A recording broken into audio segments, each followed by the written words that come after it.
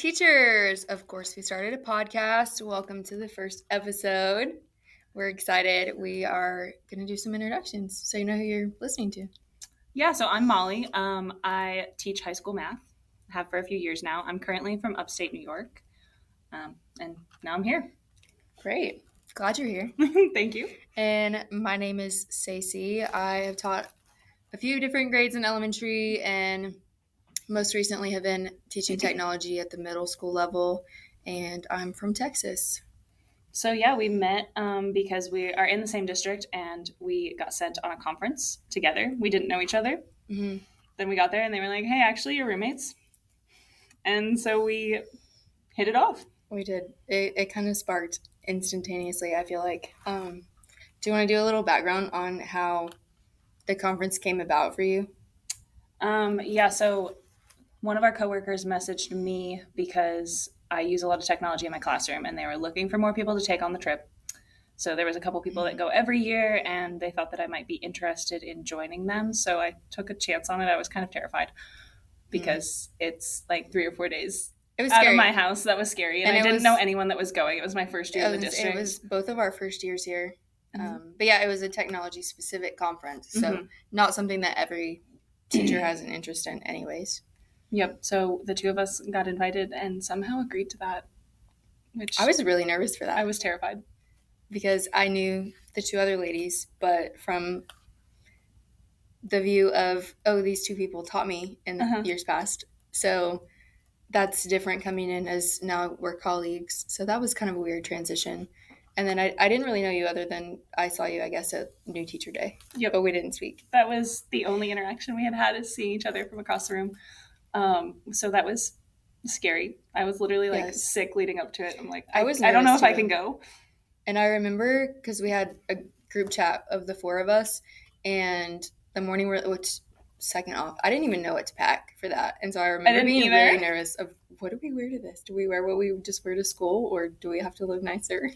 And so I think we had both maybe asked one lady who was kind of running it about that, and she's like, it's okay, like you're gonna be fine. Take a deep breath, it's gonna be fun, I promise. And I'm like, will it be fun? I don't know if it will be. We just had to get over that first hurdle. But the morning we were leaving, you texted in the group chat and asked if anybody wanted a coffee.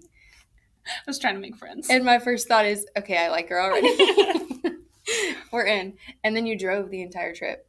Which was scary. You drove the school Suburban the whole time in traffic and all the things. So, but it turns out you're good at navigating and I'm okay at driving because I'm not good at navigating. So that would have been a bad switch if you had driven and I had navigated. It would have been a disaster. That's actually funny because I'm really not in my day-to-day life, but I think I was so nervous because I didn't want the three of you to be judging me for being so poor with my directions that I just had my phone the whole time like, okay, hey, you have an exit in like 3 miles. And it's in 2.5 miles. Okay. Yeah. No, we're 1.5 miles 1.7. I didn't want you to miss anything and it'd be my fault. And so I was just trying to be really on top of it. But now it's worked out because every year we've done the exact same thing. It's worked out. And now we have an actual working relationship instead of just being like panicked because we just met each other.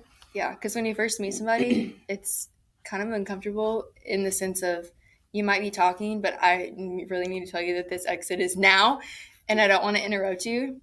And now you're like, Molly, get off the road. Like, can you stop talking so you can not kill us?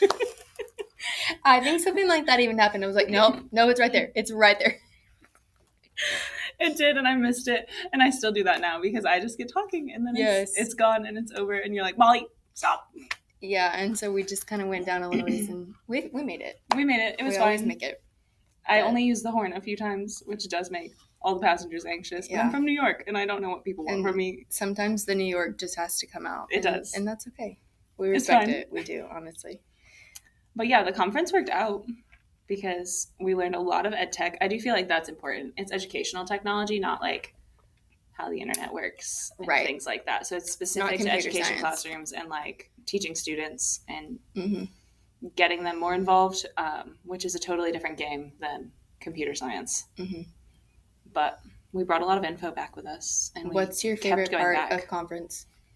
The best part? Like if you had to pick, like, I feel like I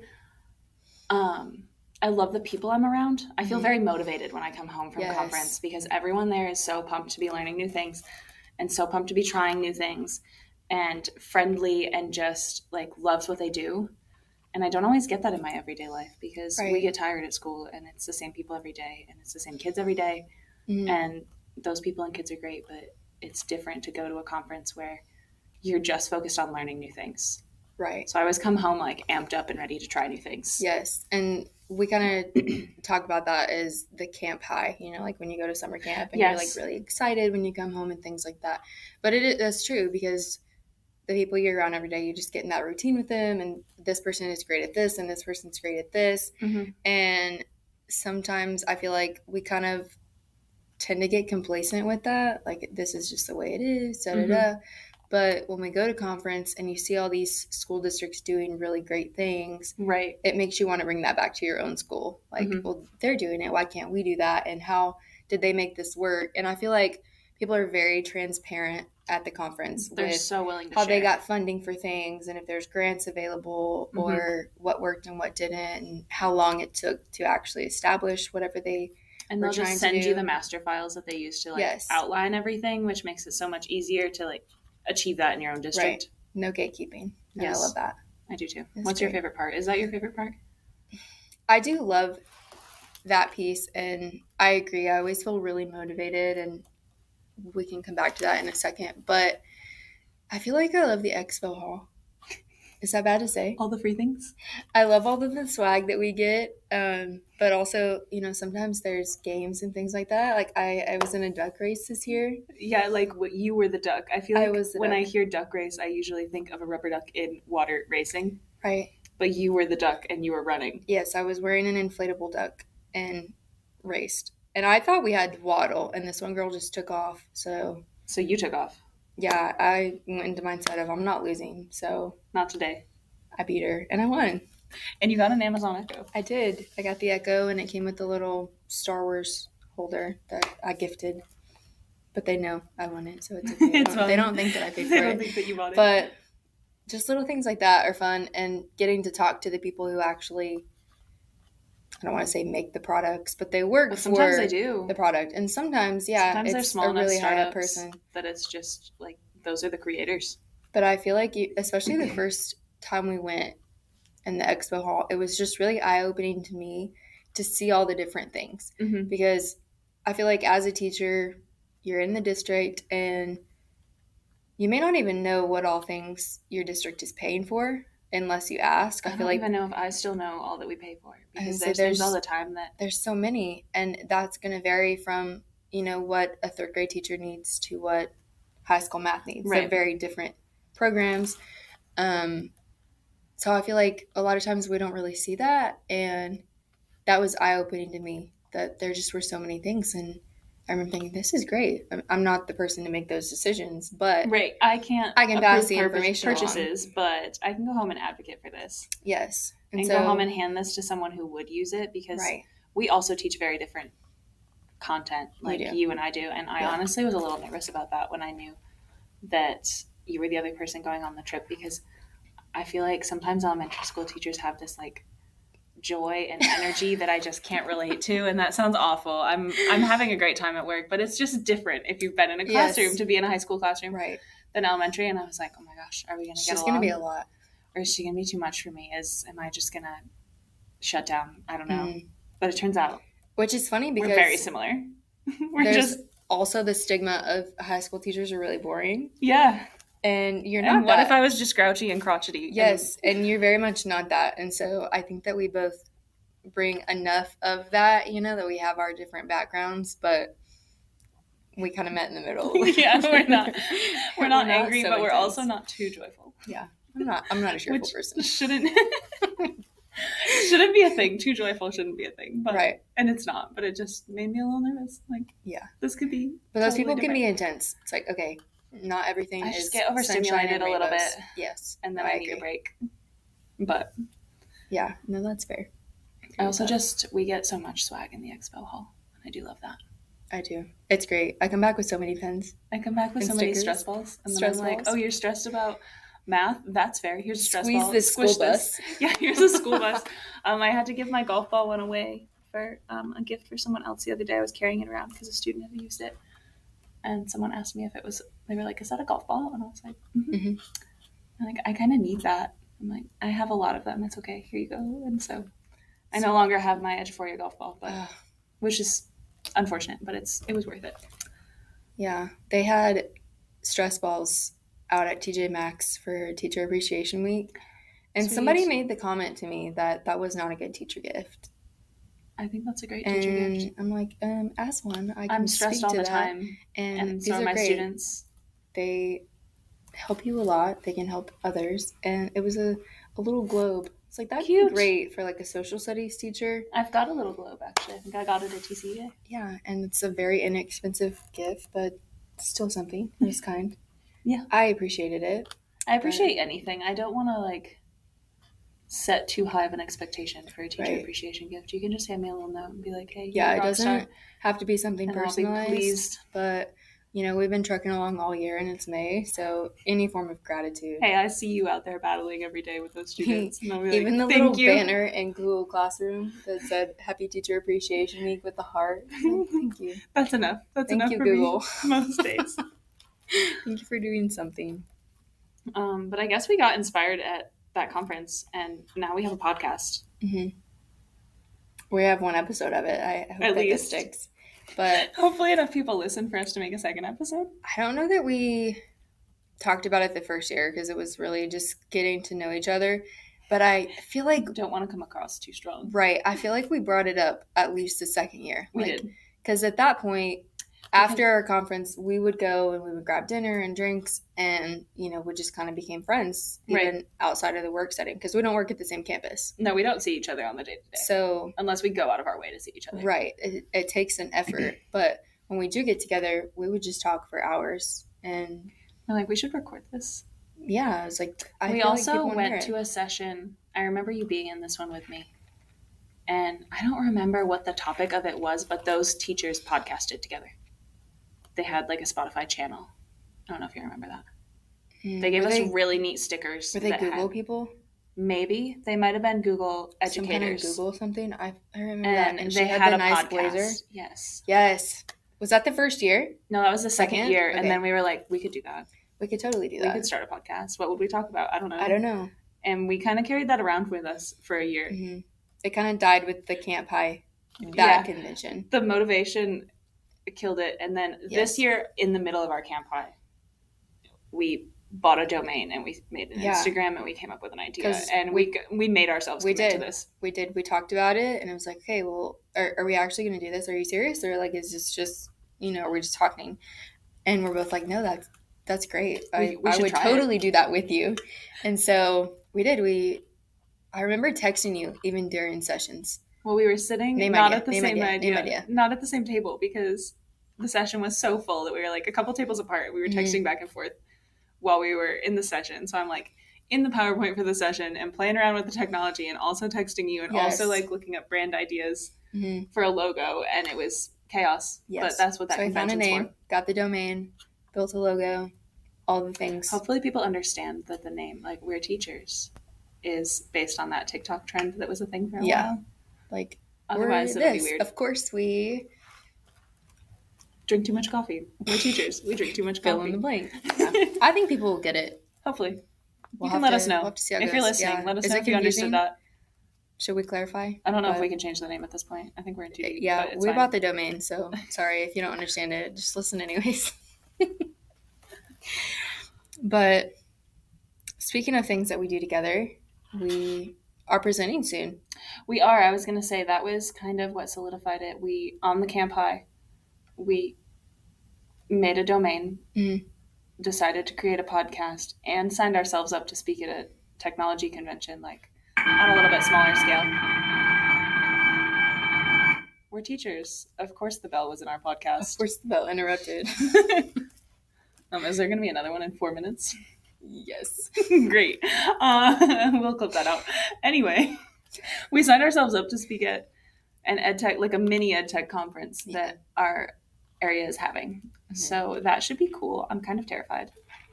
I am too, just because I don't really talk in front of adults. That's very different from speaking to children. But I'm glad that we get to do that together. I feel like that would be better. Also, the day of the conference is when this is going to drop. So we're recording it a little early. Yeah. And then we're going to release it the day that we talk at the conference. And hopefully some people from the conference will listen to it. Mm-hmm. If you're here, let us know. That'll make us feel better. Yeah. Share this. That means we must have done okay at the conference today, or you wouldn't want to listen to us talk anymore. Still listening to us talk? You went home and you said that's not enough. But if you do, share it and tag us somewhere so that we know you listened to us twice. That would make me feel That'll feel good. Yeah. And if you hated it, then don't do that. Maybe email us and give us some feedback and we'll work on ourselves, but please don't hurt our feelings. They're fragile. Right. So today's actually the last day of school for us. Yes, and I'm ready for summer. Are you ready for summer? I am ready for summer.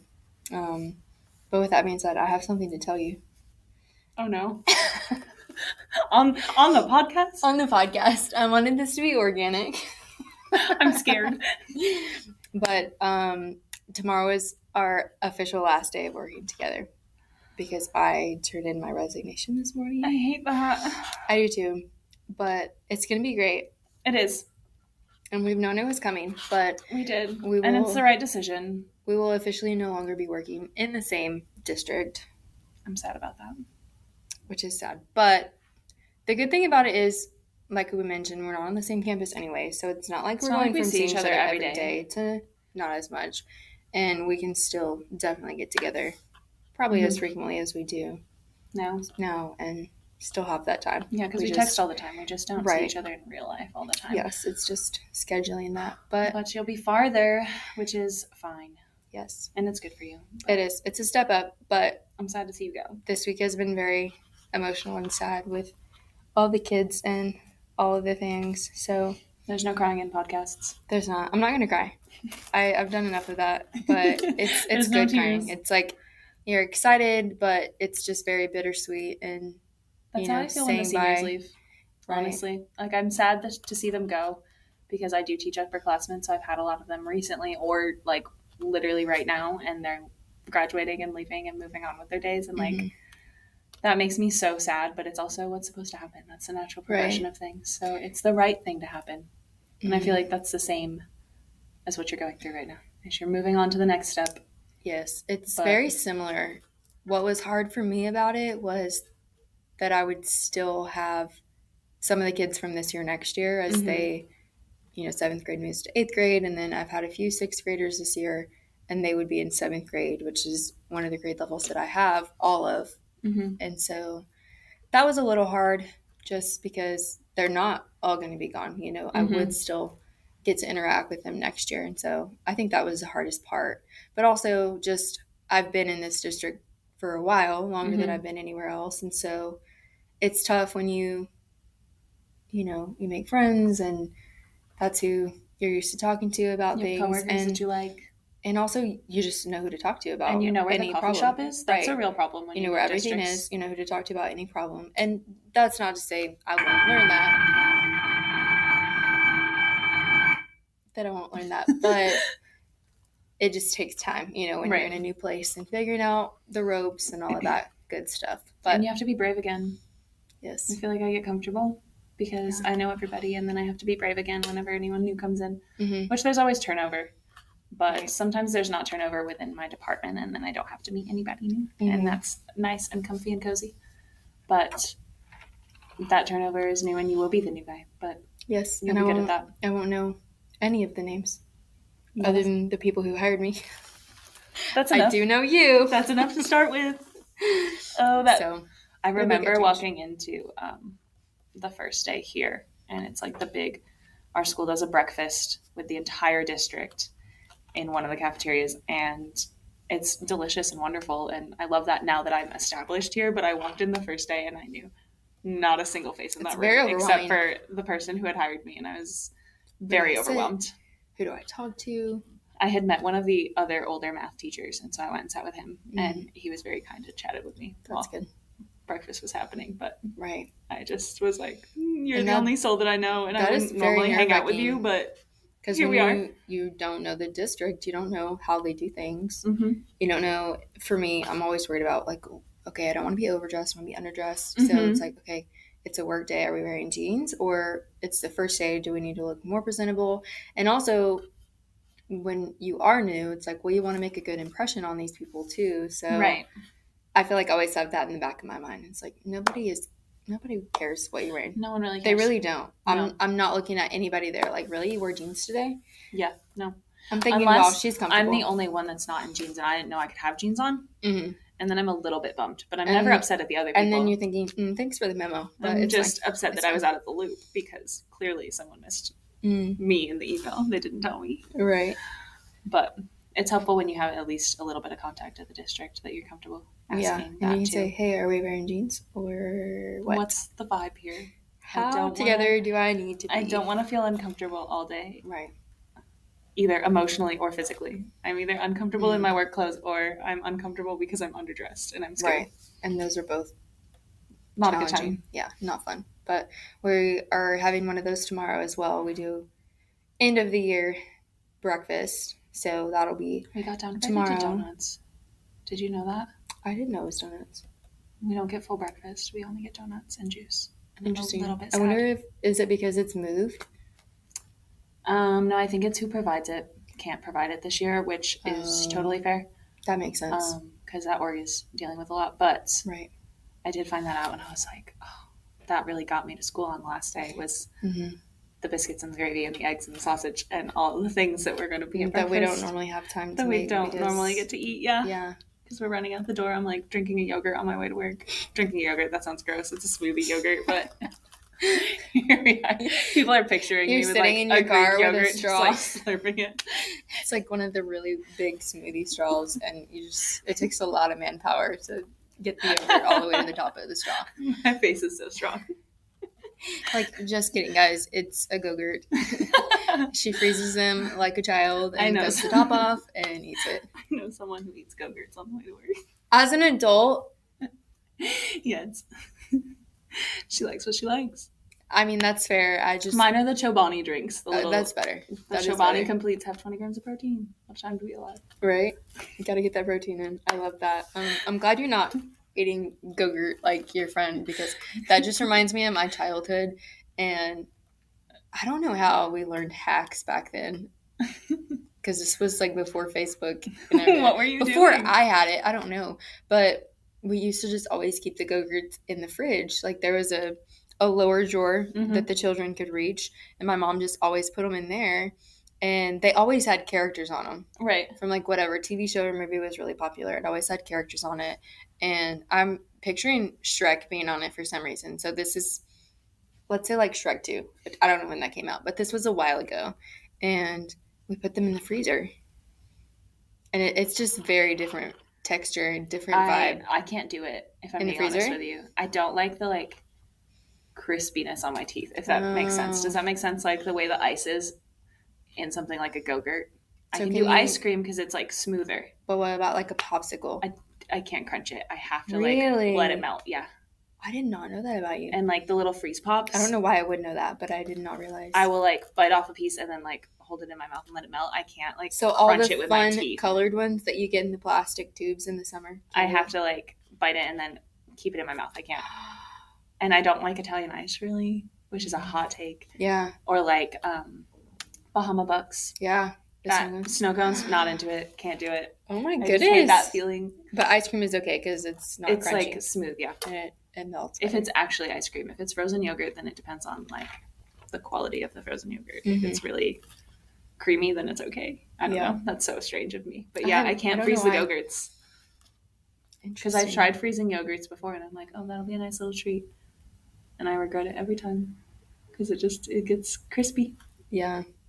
So do you like other things that are frozen? You know, like some people freeze like grapes and eat them. Nope, same reason. Same thing. I can freeze chocolate. Okay. Because that doesn't have like, I guess the water particles are what freaks me out so much. I don't know. Right. That makes sense, I guess. Mm-hmm. I feel like we've gotten really far from our main topic. We have, we're talking about frozen foods, but I'm just learning this about you. I've known you for so long. Interesting.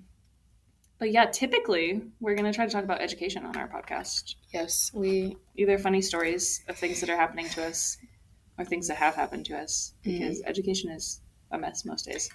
It is. It's a fun mess, but it's a mess. I think that that's kind of where the idea of this podcast came from a little bit, was because we both have very different backgrounds. We had different journeys into teaching, which we're going to get into in the next couple episodes. We'll talk about how we got here, our own roads that we traveled on. But even in the conversations we've had previously, you might be talking about something and I can relate to it, even though I don't have that age group. I don't teach the same content as you. We work with different people, different administrators, but you can still relate on the experience. And I think that there's so many parallels. Yes, and that's such a unique thing about teaching. Yes. I feel like not a lot of professions have that correlation.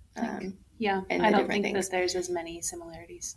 Right, and I feel like we oftentimes have shared that experience, and it's like, oh, well, that makes me think of this time that this happened, and we'll go off on our relatable story and our tangents, and then we often end up talking about policy and we do ed law and all of the things that are so frustrating about our and careers, because you just want it to be so perfect and it can't be, because there's just blocks in the way that are legal blocks, right, or just policy issues that we can't fix in the big picture, so it makes it very small or very hard in our small pictures. And that is something you and I are very passionate about, and I feel like a lot of educators don't want to get into. Yeah, it's a sticky situation. They don't want to learn more about it. They don't want to ask the questions. They just know this is the way that it is. But even sometimes kids ask me things, and I'm like, that was a federal decision, pal. It is not me. Or it's statewide, and I'm like, I can't actually fix that. I'm not saying I agree with it. I'm just saying that I can't change it for you. Right. That's not something I can do for you. But we will probably get into some of those specific things that we're I'm sure referring to. It doesn't take us long to end down that road. Definitely not. But then, I feel like we just kind of came together over technology and educational policy and how we're kind of angry about it some days. Yeah, we get really fired up. And I also think that we both know a lot of really great educators that not necessarily just people that we work with, but people that we know, people we have worked with. And my stomach is growling. Hopefully no one can hear it. I'm sorry, I was doing so well, and that last one got me. I'm suffering over here. I didn't bring a snack, and I didn't eat my lunch. I'm a mess. It's fine. I would have given you a protein shake. It's not frozen, so it wouldn't have the ice texture. So it would have been fine. It's fine. But I hope that we can bring some of those people on and kind of have them be a guest on the podcast and share some of their experiences and, try and tie it to people who we know. Maybe that's they know a lot about that specific topic that we're going to be on that week, or just because they're great and we want sometimes they're just very passionate to hear. And a lot of people have ended up in education in wonky ways. They really have. And so I feel like that brings such a different perspective to their teaching and their relationships with their coworkers and their bosses and all of that. And if we could try to kind of show that on the podcast, that would be cool, because we have some great coworkers. We do. And I'm sure you're going to have new ones that are great. Yes. And I think, too, that there are several people we know who started out as teachers who now have moved on into other things. And I think that sometimes as teachers, the burnout is real. And maybe rather than leaving, if we can, showcase other opportunities that are available in education. Other than being an administrator, everyone talks about being an administrator, and I don't want to. And that's not for everybody. I don't want any kind of responsibility like that. There are a lot of really great teachers who do not need to be principals or anything like that. Which isn't to say that it's a bad option for everybody. Right. Some people are made for it. I'm not made for it. And that's great for them, but there's so many extra things that come with being a principal. I couldn't do it. Absolutely not. I don't want all the discipline issues. No, not the discipline. I don't want to talk to the parents. Parents scare me a little bit. Parents who are yelling for no reason get to me. Especially, not even necessarily principals, but that applies. And we have just some really sweet souls that we work with. And when I see people yelling at them, it fires me up. And I'm all for you fighting for your kid.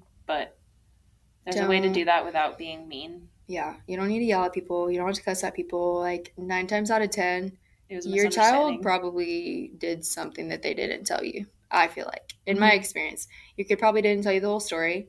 So before you get fired up at me, maybe let's hear what actually happened from the adults that was in the room.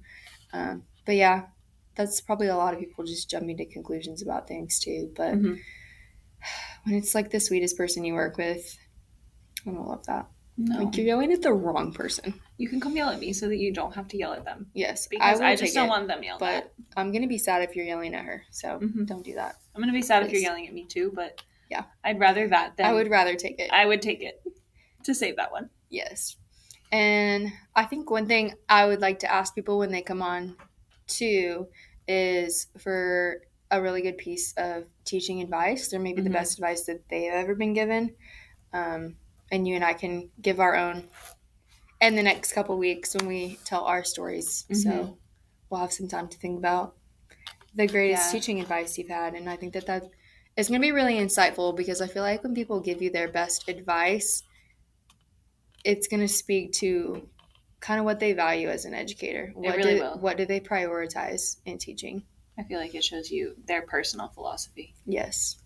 Which is sometimes hard to encompass. I feel like I already know what my answer is going to be, but I'll save it. You already have it? Yeah. It's great. I've gone back and forth between two, so I may have to share more weeks. More than one. Yeah. You might have to do more than one piece of advice. This is great, but you also really need to know this.